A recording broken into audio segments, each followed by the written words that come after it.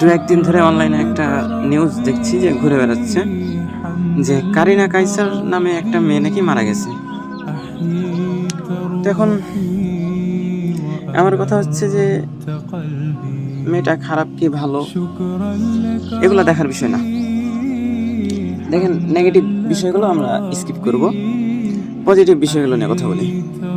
এই যে মেয়েটা মারা গেছে, মেয়েটা ভালো হোক খারাপ হোক যাই ছিল ছিল, এটা বিষয় না।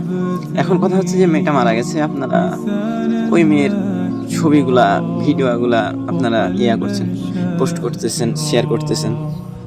তো এটা করলে কি হবে? আপনি ওই মেয়েটা মারা গেছে, ওই মেয়েটার আপনি ছবি পোস্ট করতেছেন, ওই মেয়েটার কিন্তু আপনার গুনাহ বাড়বে। এবং আপনি যে মনে করছেন ওই মেয়েটাকে নিয়ে আপনি ট্রল করছেন, আপনি যদি ট্রল করার উদ্দেশ্যেও এই কাজটা করেন, ওই মেয়েটার যেরকম পাপ হবে আপনারও পাপ হবে।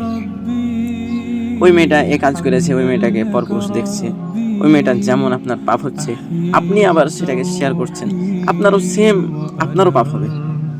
তো এখন আমরা পজিটিভ বিষয়গুলো যদি একটু নেই, দেখেন ওনার মৃত্যুটা যেভাবে হোক, উনি দেখা যায় মোটামুটি অল্প বয়সী, বলা যায় খুব একটা বুড়া বয়সে না।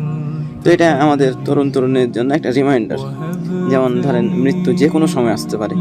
তাই আমরা মুসলিম হিসেবে আমাদের উচিত যে গুনাহ চলমান রাখা, এমন কোনো কাজ না করা যেগুলো আমরা মারা গেলে সেগুলো আবার সদগায়ে জারিয়া হয়ে পাপ আবার আমার আমলনামাতে আসবে।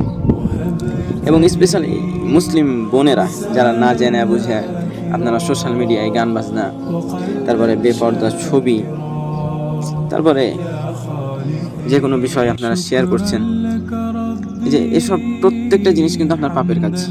আর এগুলা আপনার সদগায়ে জারিয়ার মতো হয়ে আপনার আমলনামায় কিন্তু আসতেই থাকবে।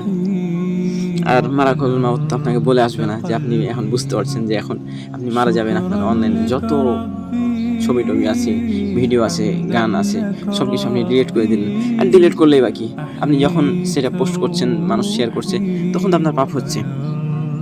তো সেহেতু আমি আমার মুসলিম বন্ধুদের প্রতি অনুরোধ রাখবো যে আল্লাহ তাআলার জন্য পরকালের কথা ভেবে এক নিমিষে এখন আপনি করেন, সোশ্যাল মিডিয়া থেকে আপনার যত ছবি আছে, যত হারাম কন্টেন্ট আছে, সবগুলো ডিলিট করে দেন।